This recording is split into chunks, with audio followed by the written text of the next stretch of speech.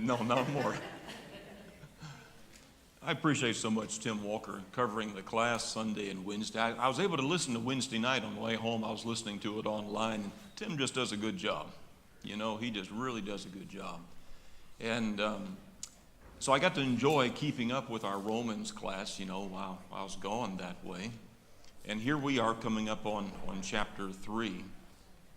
And just thinking a little bit about some things we've covered as we've gone through the first couple of chapters and getting now a good view of what Paul was saying and what he was trying to accomplish with these those to whom he was writing to, these Christians long ago.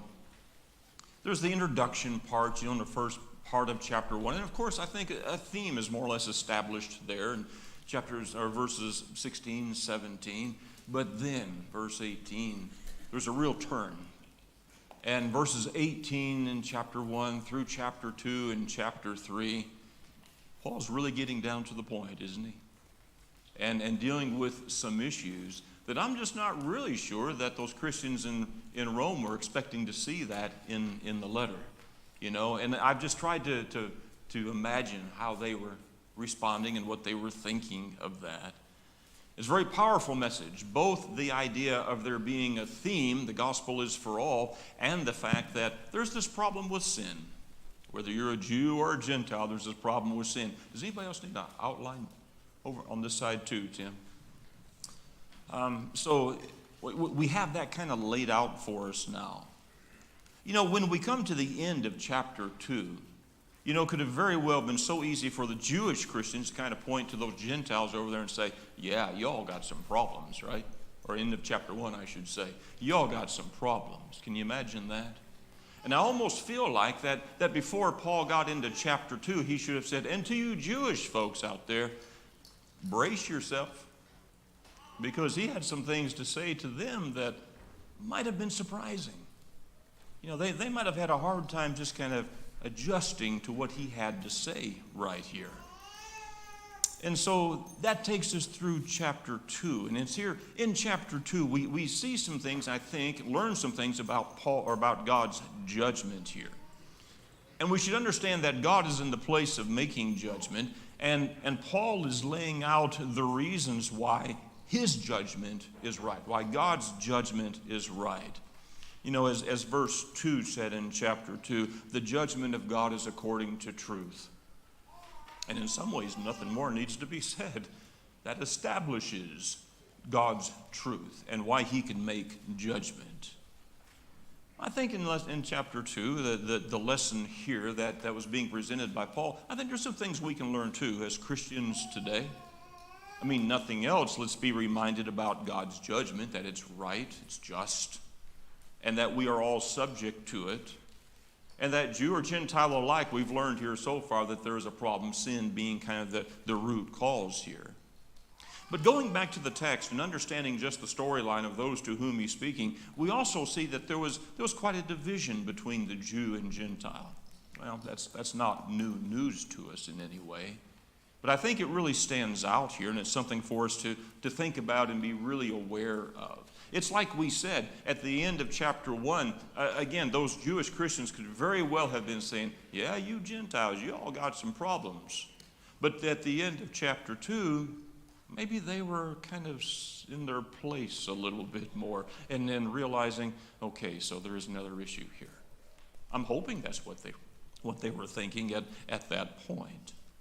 As we get into our third lesson, and we're rolling into chapter 3, you know, we could be thinking, or at least those to whom he's writing might have been thinking, God's really upset. I mean, God is mad at someone here. And who would we say that someone is? The question is, well, sinners. And if we just kind of erase Jew or Gentile, let's just say sinners. God is upset with sinners, that there are so many who have turned away from him. And God is angry with that. It's controlled. I mean, God's anger is not uncontrolled. And if we can just imagine the perspective of God, who is a holy and righteous God, trying to look at some things from his vantage point and how he sees the world, those who are not so religious and those who say they are religious but are not so much. We're trying to understand God's perspective on that and what he is saying and setting his expectations. Remembering, God created man, and he made us in his image. Can we imagine the disappointment that God has with his creation to see how far removed they are from him? And it's not as though God did not give clear direction. We've talked about that some before, that in fact God made very clear his expectations of man. So it's not like anyone could say, well, we didn't know. Because man does understand. We can understand. The invisible attributes of God are made clear to all. So there is no excuse. And how many times has that point been made? That there is no excuse. And so as we get into this next chapter, we're thinking back to chapter 2, maybe the Jews come away saying, well then, what advantage is there to being a Jew? I mean, their perspective would have been all along and before is that there is great advantage being a Jew because we're Jews. We are of Abraham's lineage. We are the chosen. But after chapter 2, might they have been saying, well, what advantage is there to being a Jew? I think that's a fair question. And it takes us into chapter 3, verse 1. What advantage then has the Jew? Or what is the profit of circumcision? Much in every way, chiefly because to them were committed the oracles of God. For what if some did not believe? Will their unbelief make the faithfulness of God without effect? Certainly not. Indeed, let God be true and every man a liar, as it is written, that you may be justified in your words and may overcome when you are judged. But if our unrighteousness demonstrates the righteousness of God, what shall we say? Is God unjust who inflicts wrath? I speak as a man. Well, certainly not. For then how will God judge the world? For if the truth of God has increased through my lie to his glory, why am I also still judged as a sinner? And why not say, let us do evil that good may come, as we are slanderously reported, and as some affirm that we say, their condemnation is just. So what is Paul saying? What is his message to these Christians and maybe to the Jewish Christians here? What was the purpose or what advantage does the Jew have? Let's deal with that for a moment. And maybe you'll have some comments here. What advantage does the Jew have? It's a fair question. It's what Paul was hearing. What would you say? Sir? I just feel like they have so much more context if you're actually looking at the law and prophets, Christ coming and all that he did, fulfilled all of that. So Yes. you have that in your history. You already have the context for this new covenant. Sure. If you choose to look at that. Okay, good. That's good. Go with that some more, and let's think as well with this here. What was God's purpose in giving Israel the law? If there's advantage to them having the law, why? Well, what was the purpose in giving them the law? What was supposed to happen? God gave him the words. He gave him his word, as we've seen, and God's word is true. Okay, Joe. They were to follow it. They had a covenant with them. Follow it. This idea of them having a covenant, this agreement, this promise, is very powerful and important to us to see, and more as we go forward here. Okay, so it tells us something about the relationship that was supposed to be had. They were to be an example to the rest of the world that people were going to want to serve God from observing how they Yeah, I think this is another key point. They were supposed to be a light to the world, right? I mean, they were supposed to demonstrate that they were God's people. And they demonstrated all right, but not always in a good way. They were not always the light of the world that God would have wanted them to be for others to see. All right, Wayne? The law makes us conscious of God's will and of sin. Right. God's will and sin. Okay, it makes us to see and understand sin, to know what is right and what is wrong. Lisa. They also had the concept of one supreme God, whereas the Gentiles came out of Okay, confusion with right. multiple gods. Right. And so they were given that view that there is one God. Well, they didn't always follow that, but that's what they were told. That's what they were given in the law. Okay, good thoughts. Yeah, Charles. One last thing, I think it's a lot like our children as we tell our children and give them instructions on what's right and wrong in Karen and our eyes. So God gave them the law. So now they know if they love God and want to please Him, do this. Sure, sure. From back in the beginning when the law was delivered to them, how they were to obey God and love Him, heart, soul, and mind. It goes back to the beginning of that. Okay, so was there advantage in being given the law? What advantage did the Jew have? Much. There are many advantages for them. And so, I guess in some ways, all the more disappointing it would be to God for them not to take advantage of that, for them not to appreciate that. I think I said in the outline, was God angry? And I suppose, yes, He was angry. But I've thought later, maybe it's more disappointment. Can you imagine the disappointment? If our children disobey us, we might get mad, and we have to deal with that, and we're angry. But isn't the disappointment just as great or even greater sometimes when they've not done what they know they should have done? Disappointment is something that I think God has felt and experienced with His people, for many, many generations. Yes. We haven't said the word, but I think it's the word that gets into this. People still have a problem with it today. The Jews have a problem with it, and many probably Christians have a problem with it. The word is blessed. Mm-hmm. They were blessed. Sure. They were blessed with God's presence. They were blessed with His leadership. They were blessed with His word, His protection. But people take that word blessed and try to make it mean something happened to me. Yeah. I'm now different. Mm-hmm. I'm better than you because I was blessed. No, you received something. Sure. Blessing is something you receive, not something that changes you. Yeah. And being blessed by God did not mean that they didn't have responsibility. Right. It didn't change them into something supernatural and Yeah. righteous. It didn't make Yeah. Or make them superior. Yeah. Okay, good.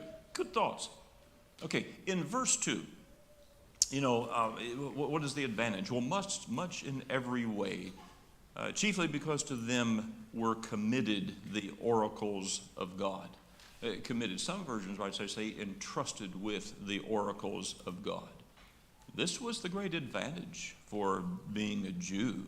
They were given the oracles of God, the written word of God. They were given the law, of course. They were given the law. They had the prophets that came and preached to them, trying to draw them back. Often is what the prophets were doing. The prophecies about the Messiah, concerning the Messiah. Sarah mentioned something about this. This was a great advantage. It should have been the Jews who, when Jesus came, should have been the first ones to say, this is Him. Because they had the prophecies concerning the Messiah. And after His resurrection, there were some. The preaching of the gospel that took place there. Then there started to be some that were turning to Him. And maybe they were pulling all the pieces together. Sometimes it's been described, and I think this is good, when you look at the Bible as a whole, sometimes you have to take a needle and thread and kind of work your way through as you study so that when you get to the end, you can pull that thread tight and everything kind of comes together. And maybe it was that way with some of the Jews in the first century when it all kind of came together, that this is the Christ. Men and brethren, what should we do? They knew then that they had crucified the Christ. What are we going to do now? And the gospel was preached to them. So yes, there were many advantages to being a Jew. On our outline, kind of looking at verses 3 through 8 here for just a few moments, an interesting contrast, I think, that we have to see. Man's unfaithfulness versus God's faithfulness. And what does that look like? Looking at verses 3 through 8, man's unfaithfulness versus God's faithfulness. Look from that text, what does that look like?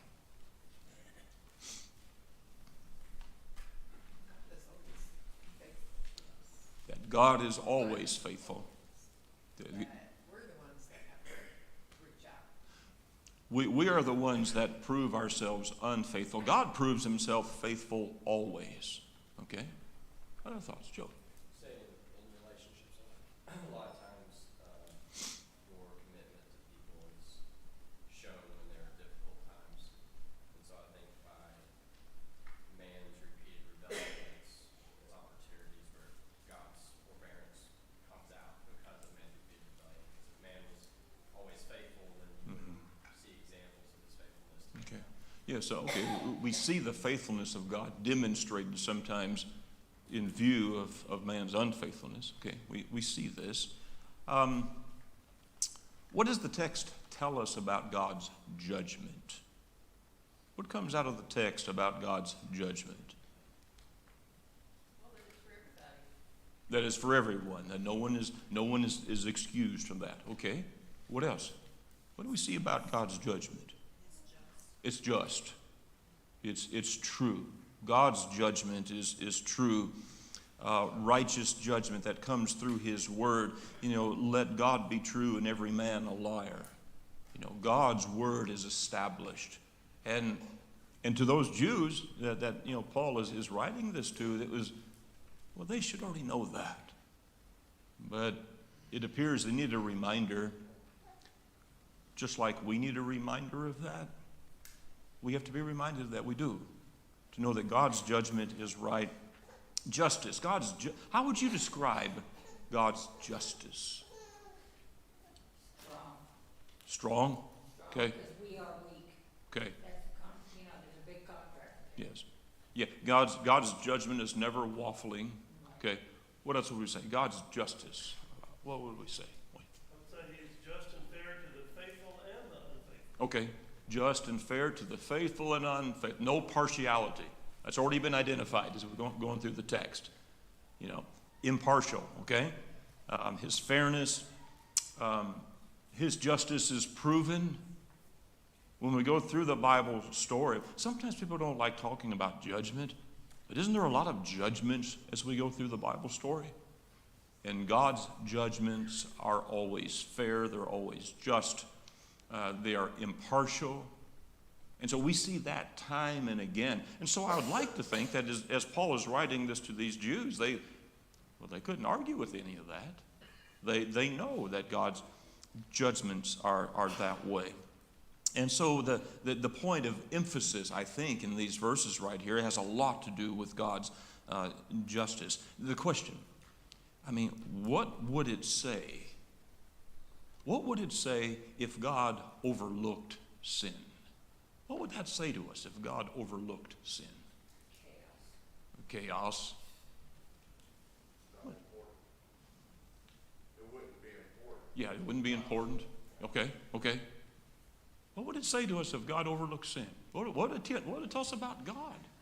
Today, we would say that perhaps the judge was crooked. Oh, yeah. How upsetting it is today in a court of law if a judge, is deemed to be unfair or crooked. How upsetting that is. How would that be if God were that way? What would we do then? Where would we turn then? Right? And so, if God overlooked sin, he would no longer be that just God. He would no longer be holy and righteous. And where would we go? Where would we turn then?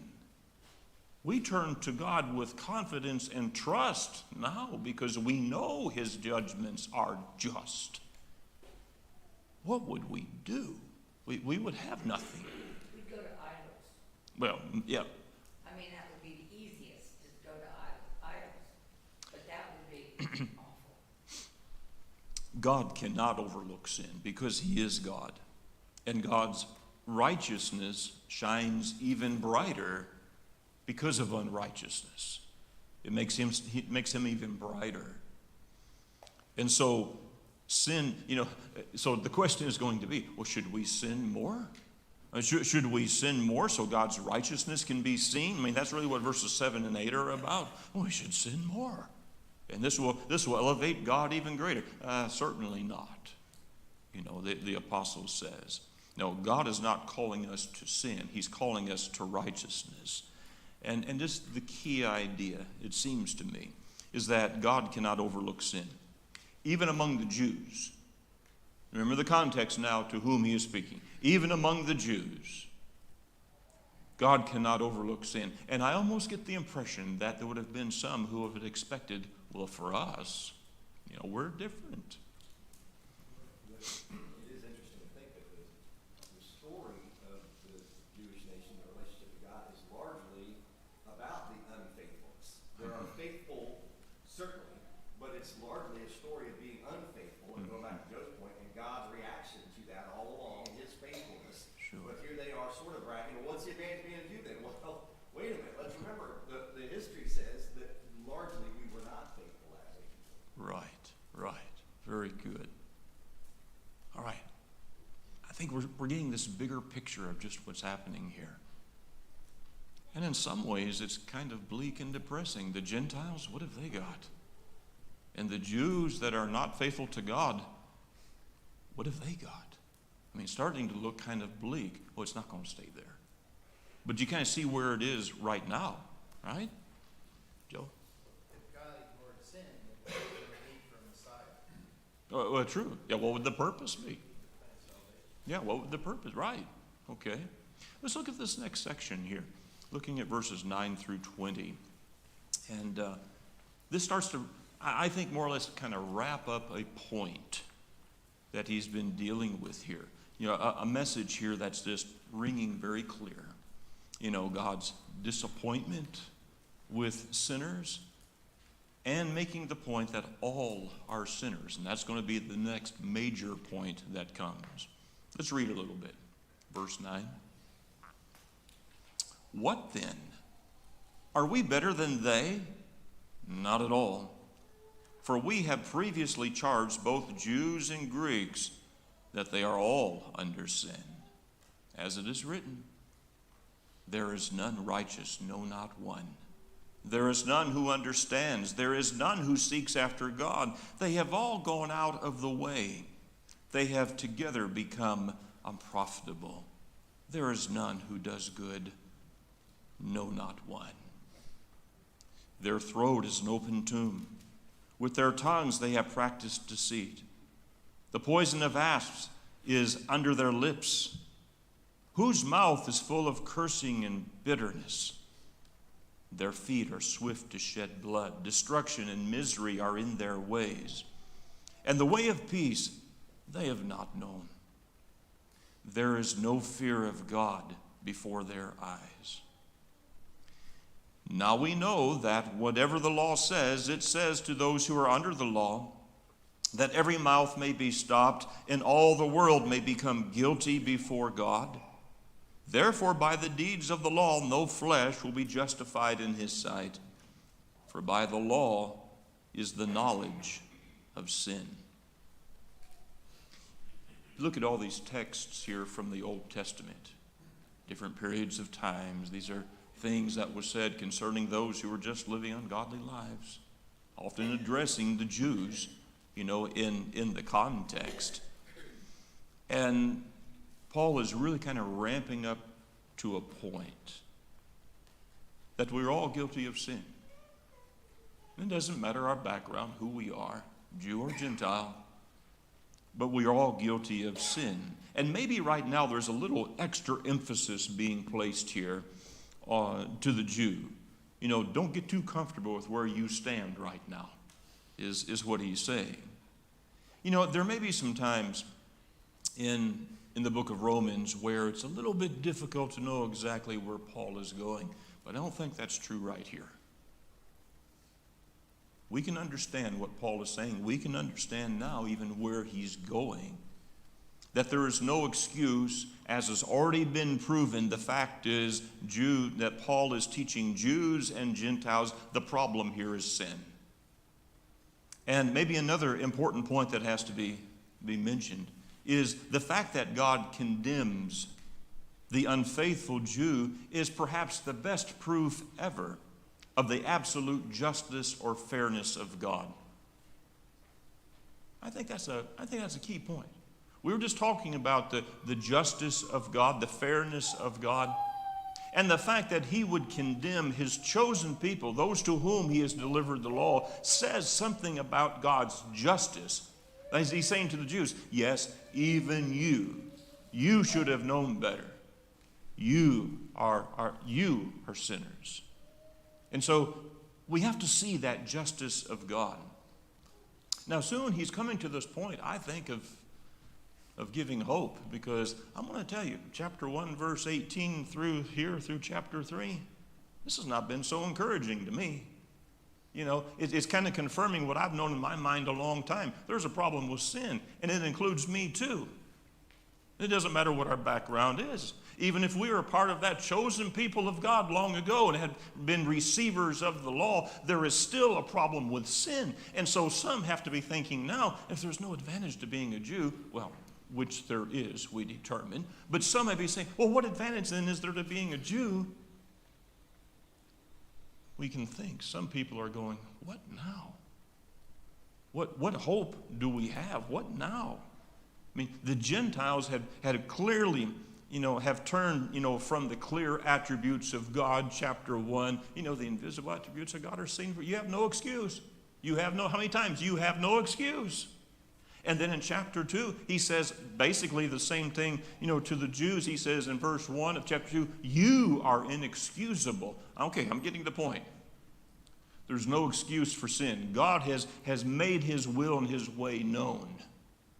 But still, man has failed to follow him always. The age-old problem is clearly identified. Sin. And man who is hopelessly mired in sin, is the impression that I have here, is going to be offered a helping hand from the only one who can offer it. From the one who's been offended the most. Have we thought about that? I mean, God is the one who has been most offended by sin. And yet he's going to be the one who offers a helping hand. What does that tell us about God? You tell me. What does that tell us about God and his nature? Help me with that. He loves us. Go with that. He's all forgiving. Long suffering.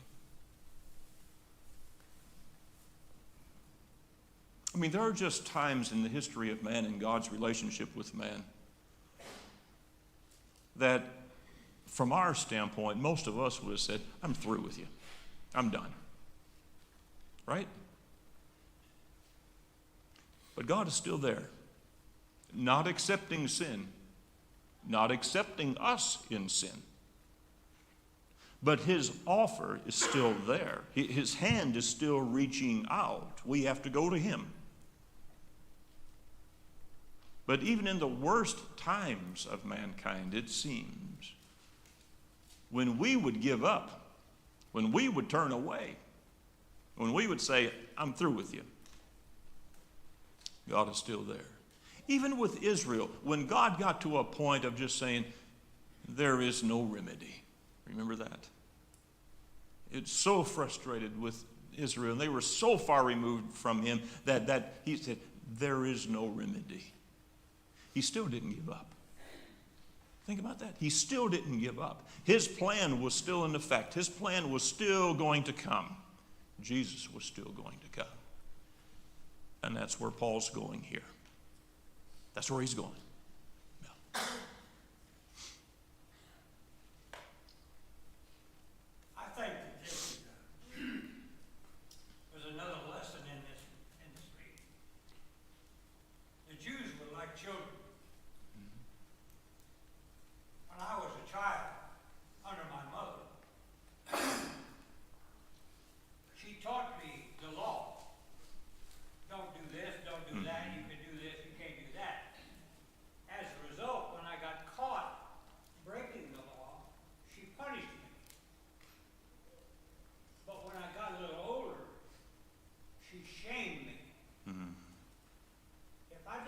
something that was a violation of what's right.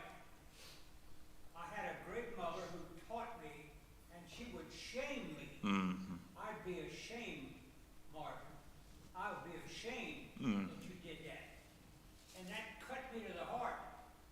If we don't have good parents to teach the children that law and then pass that law, we don't have a conscience.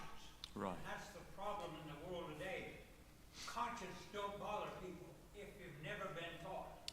Boy, it's interesting with children. We can see this, if hopefully, if we've been able to teach some principles along the way and their heart is good, then Caused us to have a conscience. but we have to have a good conscience, and it has to be trained in such a way. But we can come to a point where our conscience is of no effect, where it doesn't work. Our conscience seared as with a hot iron, And there are certainly times in chapter 1 with the Gentiles, seemingly we're just beyond that point. The Jews have been at times beyond that point. But, Paul is calling us back. God, through Paul, is calling us back to a point of understanding what we should be and having a conscience for what is good and for what is right and wrong. And so God is reaching out not just to the Jew, but to all men. Remember back in chapter 1, verse 16, 17, the gospel of Christ, the power of God to salvation for the Jew and the Gentile. Remember? Can we see how we've kind of come around full circle on this now? And now we see where Paul is going. Identifies the problem, Jew and Gentile, the sins that have taken us so far away from God, but now has brought us back around to a point where he's going to tell us, but we still do have hope. And that's where he's going. Going back to what we were talking earlier, as far as what does it say about God, His grace toward us, it just, oftentimes I wonder, well, why does God put up with everything? Why does He, with anybody, why does He lie away for us to be saved? And just, it's clear that there is something intrinsically valuable about human souls to God. Absolutely. All human souls. Yeah. The price of our souls is clearly identified in the fact that God offered his son. And so when we ask sometimes, why would God even bother? Why doesn't he just write mankind off? Well, we understand our value in the eyes of God when we consider the sacrifice that was made to save us. And that's where Paul is going here in the latter part of chapter 3. The problem has been identified. What God has done to try to draw man near has been identified. We've seen now, being Jewish doesn't answer all of the issues. Being circumcised doesn't make everything just right. Doing the works of the law is not going to cut it. One cannot obtain salvation based on heritage or lineage or tradition or law keeping. There's something more to the story than that. One can only be declared righteous through faith apart from the law. Chapter 3, verse 21. We're not there yet, but that's where he's going. Not through the law, but through faith. And so we go back to that idea of good news we just talked about a moment ago. Chapter 1, verses 16, 17. The gospel of Christ is the power of God's salvation for both Jew and Gentile. That's kind of where he started this. Now he's going to tell us what that is. In chapter 3, verse 21. But now, powerful words right there. But now, the righteousness of God apart from the law is revealed, being witnessed by the law and the prophets. Even the righteousness of God, which is by faith in Jesus Christ, to all and on all who believe.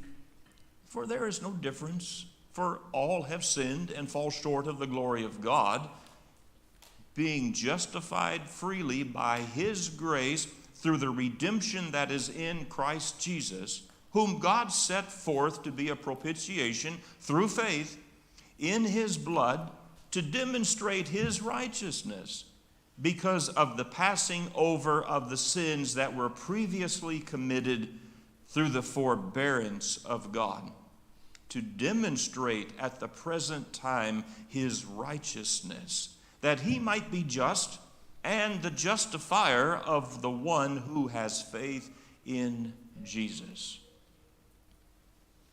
What a segue. But now, all that he's just said, well, everything we've talked about this morning, but now is a powerful segue to what we just read. God willing, that's our lesson Wednesday night. That's where we'll spend our time Wednesday night. I wish so much you would just read that text over and over, and we'll likely finish the chapter, and we'll get into chapter 4 on Wednesday night.